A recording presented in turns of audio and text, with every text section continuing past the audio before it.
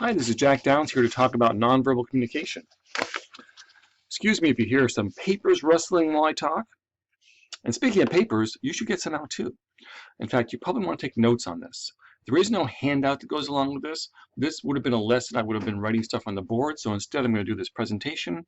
But there's lots of things I'm going to say that you may need for the study guide. Can't remember if it's 2 or 3 that has nonverbal stuff on it. You'll figure that out. Lots of things I'm going to say that are not listed here in the words. However, you have this video to watch, and if it's helpful at all, I made a PDF of the actual slides that I'm showing you here too. So you can look at that again, and it's there along with this on the Moodle site. So again, you might want to take some notes on this. To start with, really, verbal, nonverbal, is that a good distinction? Frankly, it's not a distinction that is made as much anymore. The truth is, we can't not communicate. In other words, we are always communicating, whether it's with gesture or tone or actual content in a speech. So it might be a better thing to think about is we have content level communication, the actual connotation and denotation of the words we're using, and then we have relationship level of communication. And actually both of these play into verbal and nonverbal. However, for the purposes of this lecture, although it's a bit old-fashioned to think about it, we will talk about things that are generally nonverbal, although some of them do involve sounds. 5 classes of nonverbal communication, and I have trouble pronouncing some of these, so excuse me.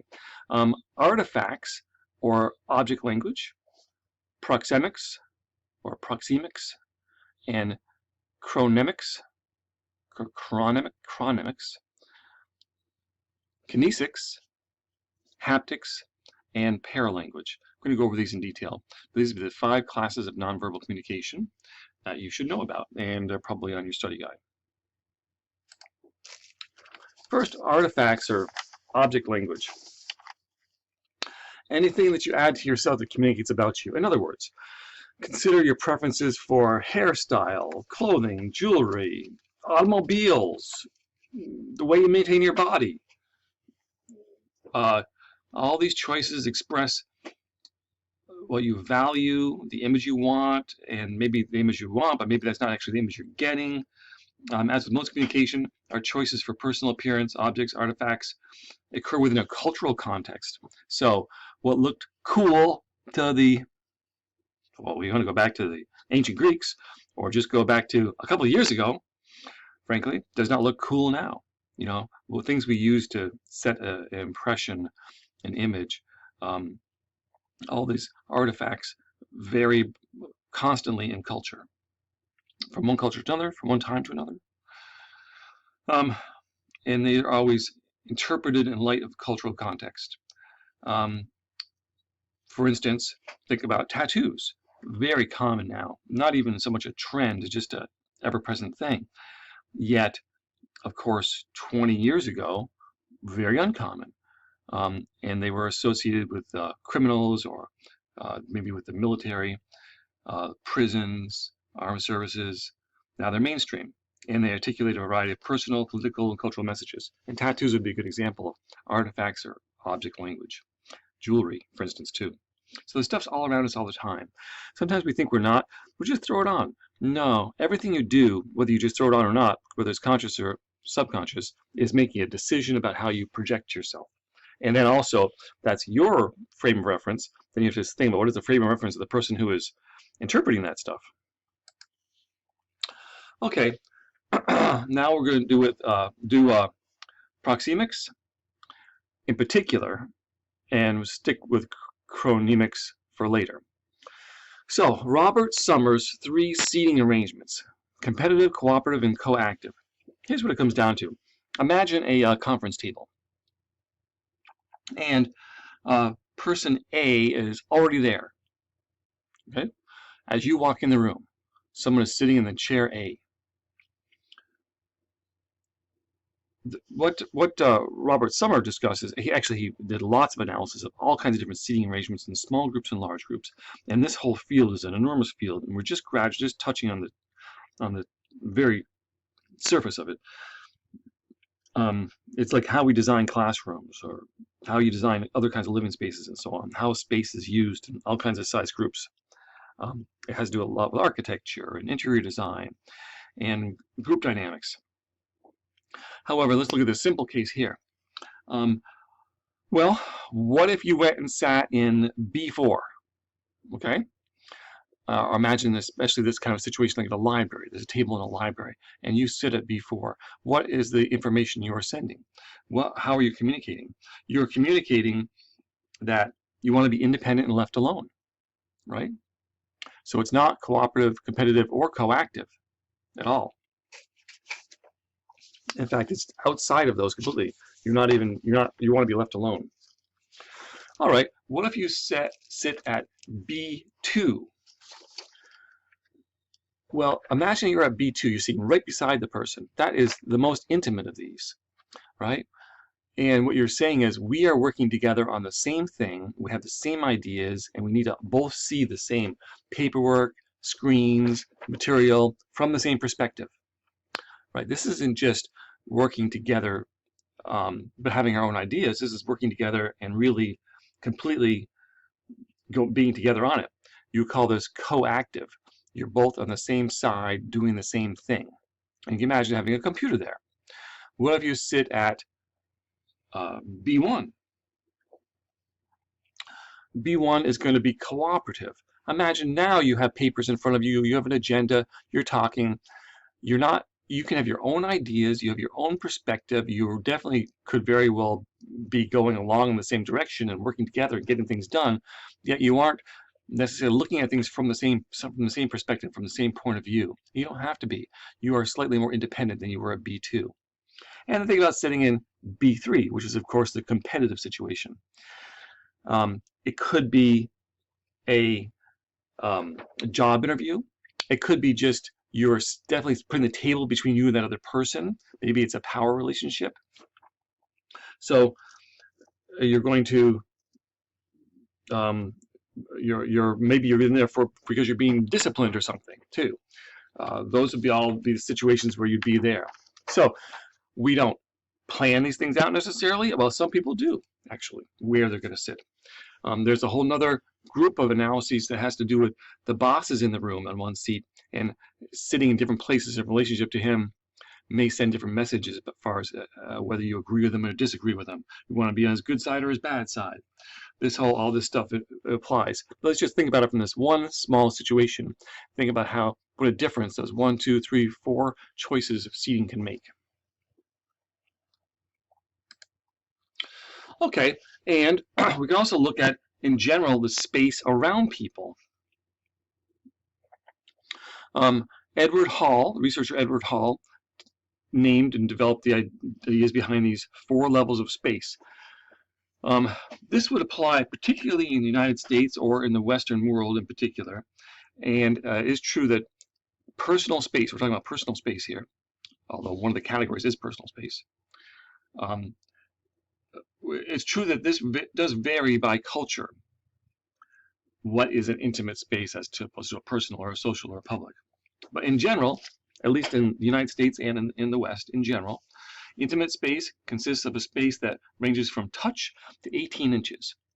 So if you are within a 1.5 feet of somebody, first of all, you're definitely violating our social distancing rules with the coronavirus, and possibly transmitting that too. But more than that, you're saying we are intimate, we are closely connected, maybe not physically intimate, not necessarily touching, but you might be touching. We use intimate space with those whom we are close to, family members, close friends, intimate partners. Intimate space is also the context for physical fighting and violence too. There's another side of the intimate side. If you're going to fight with somebody, you're going to be within that range, right? You're going to wrestle them. How about the personal space? That ranges from 18 inches to 4 feet. 18 inches to 4 feet for personal space. It's reserved for most conversations and non-intimate others, friends and acquaintances. Although you'll see that 4 feet is the general personal space, which is the space we use all the time, the space we use in classes, the space you use walking down a hallway with people, the space you use when you're sitting at the movies, when you're at the dining hall, that 18 inches to 4 feet. And you definitely feel that 18 inches, when people get close to that, it feels like, this is somebody who doesn't have those boundaries. Somebody is not giving me my space. On the other hand, if they start to get further than, someone fades back further than 4 feet away from you, it's kind of like, hey, what's going on? Are they like moving away from me? Do they not want to talk to me? They want to be around me? So we get these messages. These things send messages to us. And it is true, though, that 4 feet is still too close for our social distancing in a health situation. The social level of space is 4 to 12 feet, used for small group interactions, such as sitting around a dinner table. Yeah, even you may be closer than that at a dinner table. A group meeting, you definitely were going to be a little further away. In more general, less personal, more just generally interactive situations. Imagine people just hanging out in a park, for instance, that don't really know each other. Just hanging around doing stuff. They're usually not going to get much closer than 4 feet to each other unless they're approaching to make a contact, right? And then more than 12 feet is public space. Most often used in public speaking situations. We're usually 4 feet or a little further away when we're standing in front of the room and talking. And this, what would be, and you could still do this. I mean, there still are people out in parks and so on. However, a fun exercise to do, which you may not be able to do as well right now, is just go into a public space and observe people, use these numbers, this idea, try to determine what type of relationship the people are in. It's just some people watching. And maybe on a nice day in a park, there'll still be enough people around to do this. Kind of imagine, hey, those two are together. Is that a family relationship? Is that an intimate relationship? Is that or something? Or maybe those other people, maybe they just kind of met. Maybe their distance is a little different. Maybe they just arranged to hang out with their kids here, but they're not really that close. Just trying to think about those connections. Those are levels of space. So we can also look at time, right? Chronemics, the study of the role of time in communication.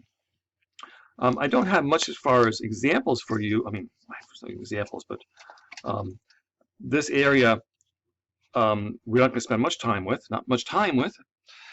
Chronemics includes time orientation, understanding organization, use of and reaction to time pressures. That changes our communication or adds to our communication all the time. Our innate and learned awareness of time.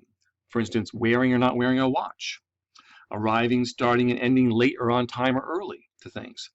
The way someone values and perceives time plays a considerable role in his or her communication process. The use of time can affect lifestyle, personal relationships, work life. Across cultures, people have very different time perceptions. There are some cultures where you go to a restaurant, you should expect to be there for 3 to 4 hours for a normal dinner, just because things are going to take a while. Others where if you stayed more longer than an hour, they'd be suggesting that maybe you're done and should be get out the door, right? This cultural conflict and the different views of times can create conflicts between individuals who have different expectations of how time works. For instance, some people think it's rude that you're 10 minutes late to something, and other people would just think, well, 10 minutes late is practically beyond time. Time perceptions include punctuality, interactions, and willingness to wait, like how long you wait for a professor to come into a class. Not much of a problem these days, but time is an issue of how we handle time is an issue of nonverbal communication. Okay, how about nonverbal communication involving motion? Study of how we use body movement, facial expressions, all kinds of things that involve motion and movement, be it moving muscles, actually movement, or just movement on your expression and stuff like that. All those kinds of things and how they add to change are themselves communication. It's almost impossible to determine an exact meaning for these things. Like one person sees an expression and thinks they look sad. Another person might say it looks disgusted. Another person might say it looks angry.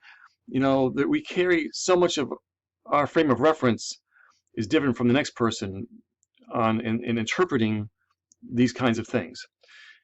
But even though we are not very good sometimes at interpreting them properly, we do interpret them all the time and rely on this idea of interpreting body motion to add all kinds of meaning to our interactions. So let's look at Mark Knapp's classifications of kinesics. Emblem, he broke down all these things into, again, 5 categories. Emblems, illustrators, affect displays, regulators, and adapters. This is not intuitive, I don't think, breaking these down in these ways, but once you see the categories, they do make some sense. And I think you can take almost all these motion-based nonverbal communications and find one of those places for them.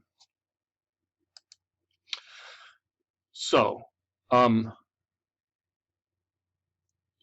again, what about emblems?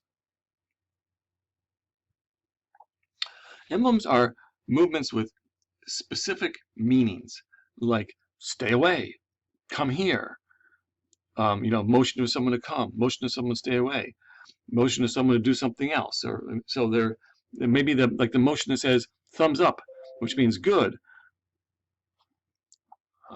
Stupid thing. Or motions that say, bad, thumbs down. Motion that says okay. They're almost like little words done with motion. So it's that kind of nonverbal thing. Have you ever played charades? There's a whole bunch of them there, like 1 syllable, 2 syllable, sounds like, and many other motions that have direct meanings, specific meanings. So that would be emblems. Then illustrators, motions that describe in a conscious way, point to something or reinforce a verbal communication. We do this in learning speech when we try to have little kids learn speech, and we use hand gestures a lot too. But it's also like, how big is something? How wide is something? That's typically the example of an illustrator.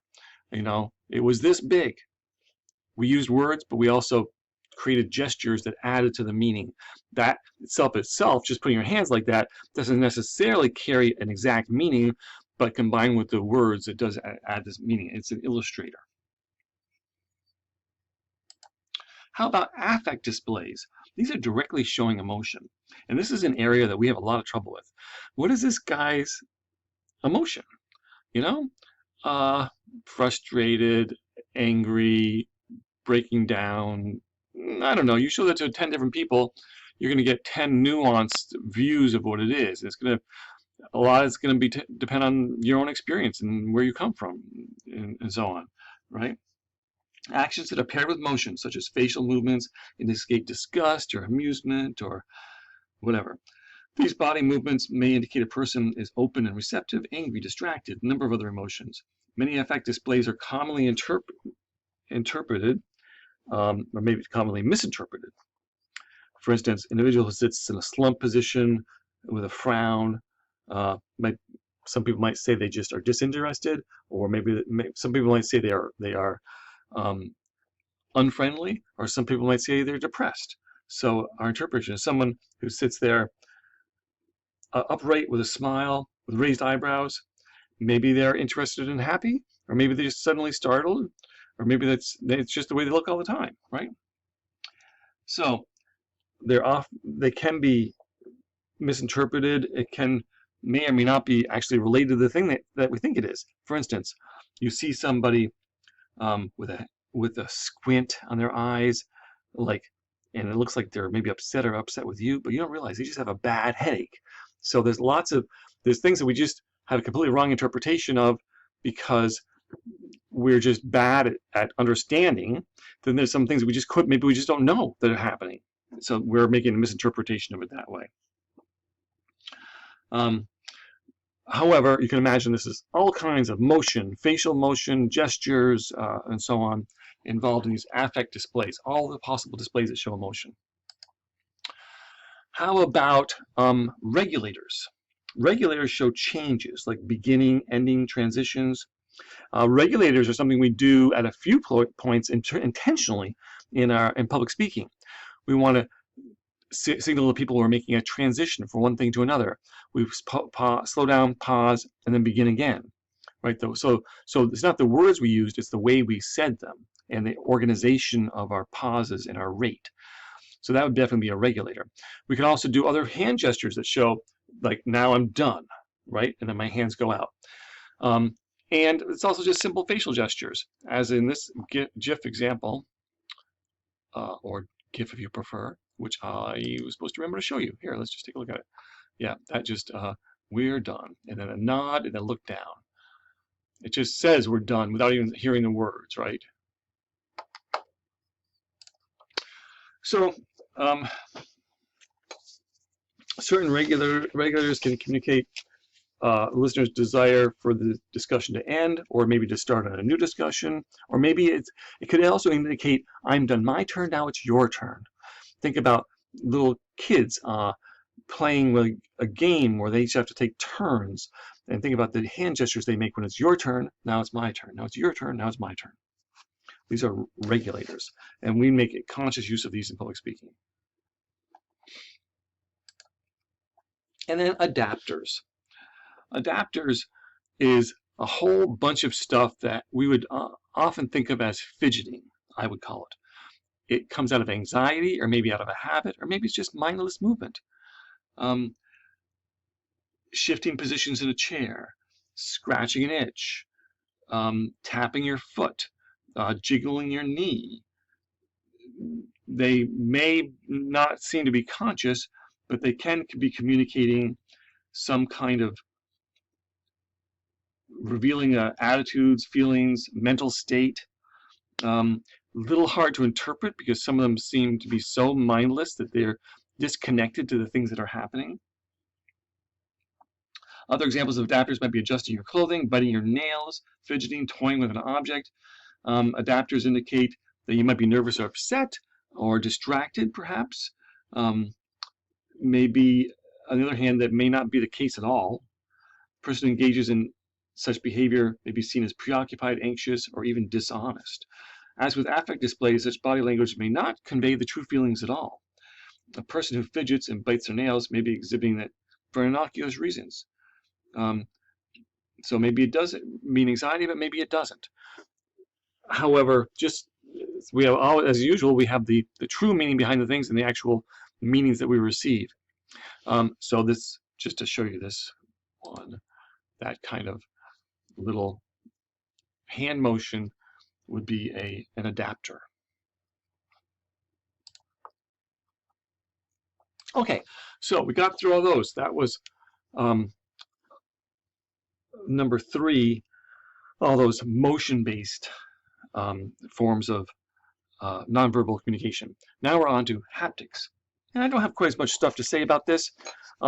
It's just touch. Touch is, so important in our lives. Those who don't get positive touch in their lives, especially infants, can be both mentally and physically at risk.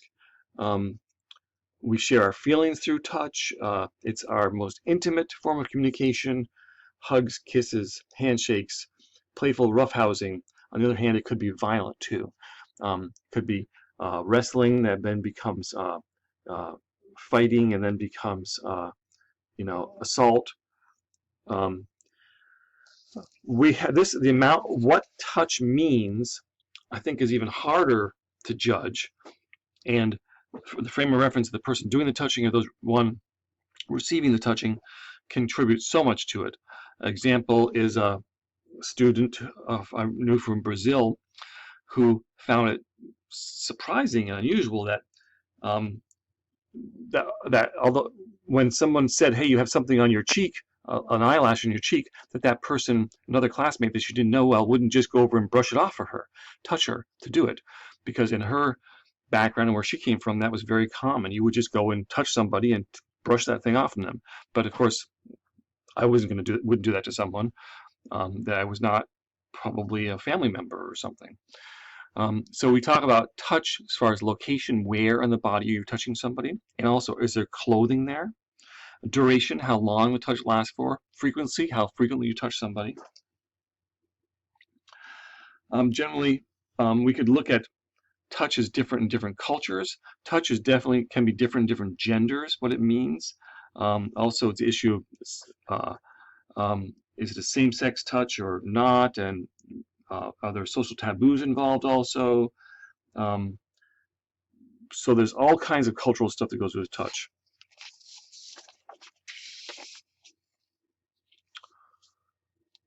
Cultural norms around touch and gender constructs for everyone can prevent and limit touching behaviors in ways that are, we need to limit touching behaviors, thinking of those things, to ways that are comfortable for everybody. But on the other hand, touch is critical for us too. And sort of finally, paralanguage. So this does have to do with sound.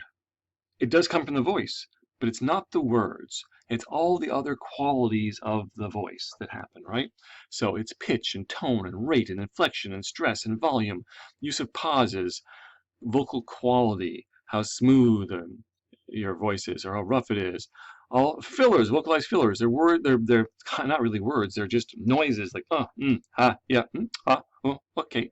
Even some that are actually words but aren't working as words. They're just working as little hiccups, kind of. All those things. How we pronounce words. For instance, it might say a lot about you, how you pronounce a certain word.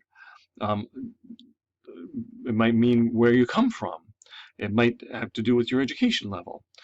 Also, we can look at diction and articulation. Diction, and articulation, we'll go over those in just a minute. So we have all these qualities of paralanguage. Now, what was I going to show you here?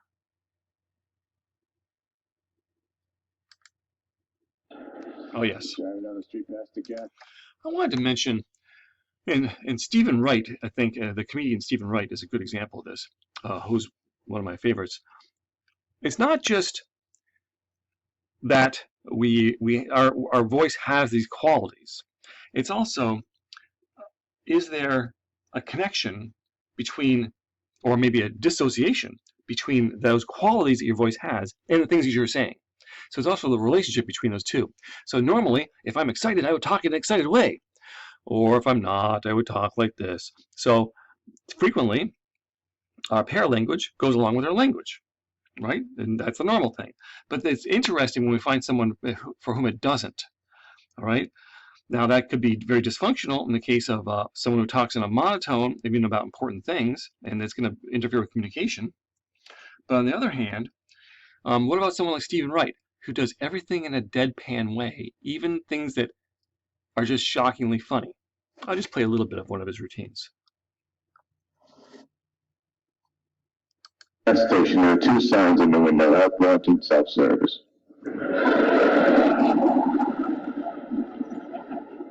So I already admired myself.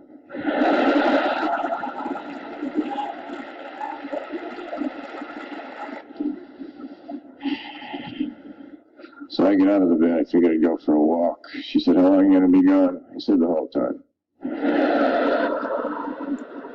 When I was out in the middle of the desert, a UFO landed. 3 1-inch tall guys get out. They walked over to me. I said, "Are you really 1 inch tall?" They said, "No, we're really very far away." Okay, don't know how well you were able to hear that. However, you can use that link and go watch hours and hours of Stephen Wright if you wish. That's his paralanguage and his facial expressions contradict his verbal messages. But that's that dissonance that actually helps us find everything so funny. Okay, and finally, this is actually moving further away from what would be traditionally be called nonverbal communication, because it's really getting into things that are more directly in the language. But since we're talking about the quality of your voice, maybe we should talk about articulation errors. And I realize now I probably should have actually gone back here and talk briefly about what is diction, what is pronunciation, What is articulation or enunciation? Diction is overall how we use words, speech choices, and sounds. So it's an overall category of how we use words. Pronunciation is how we say particular words, right? And there might be varieties of accepted pronunciations, and maybe some that are not accepted. So it's how we pronounce individual words. Articulation or enunciation is the physical production of speech, how clearly we speak, right? So it could be anything from if a lisp or a hiss or other issues with how clearly we speak. And we could have articulation errors.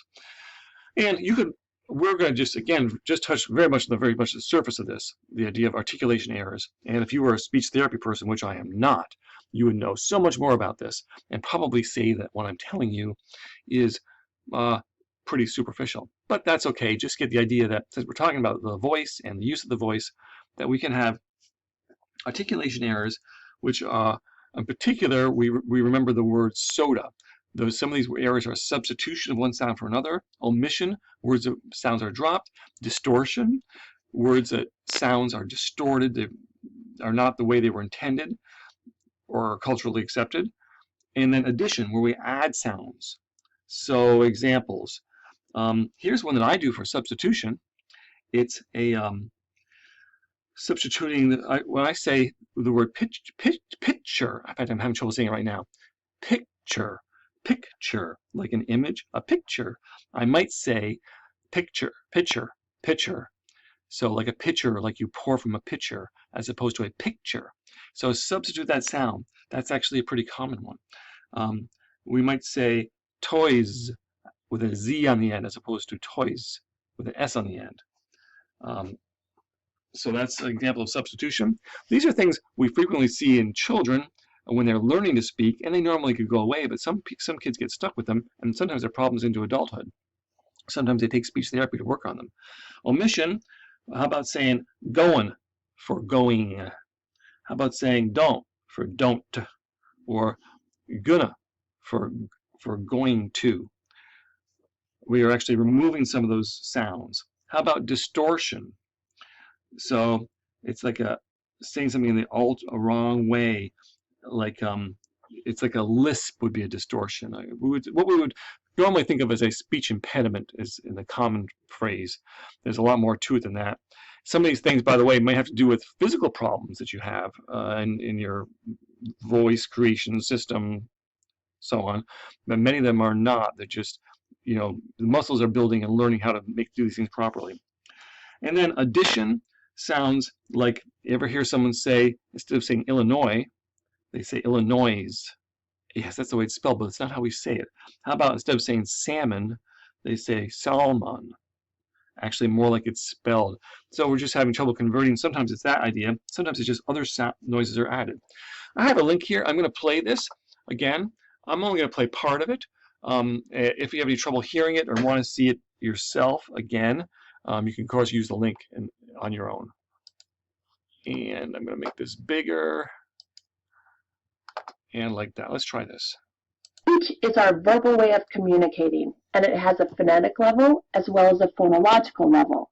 The phonetic level is also known as articulation, and is concerned with the act of producing consonants and vowel sounds, while the phonological level is concerned with how the brain organizes the speech sounds into patterns. An articulation defect is a speech sound disorder that affects the phonetic level. Children with this defect will have difficulty saying certain vowels and consonants. Articulation defects are common in children and often are not permanent conditions. Articulation defects can be caused by hearing loss, allergies, or anatomical problems, and are typically detected in children who are between the ages of 5 and 8. There are 4 different articulation errors that can be made when producing speech sounds: substitutions, omissions, distortions, and additions.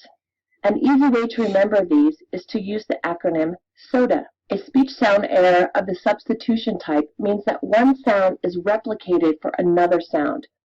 For example, W is substituted for R so that rabbit sounds like wabbit. A speech sound error of the omission type means that a sound in the word is omitted. For example, bound ache for brown rake. A speech sound error of the distortion type means that a sound is produced in an unfamiliar way. Lisp sounds are an example of this error. A child with a lisp trying to say sun might end up saying sun. A speech sound error of the addition type means that an extra sound is inserted within the word. For example,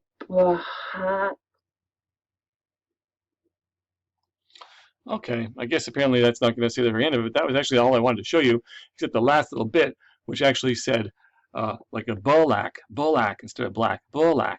Some people might say that, and there's lots of others. You can look those up, find lots of others. I believe that's at the end of my presentation. Thank goodness you're going to say. No, that was a bit long, and I hope you've picked up on these things for use in your study guide, and talk to you later.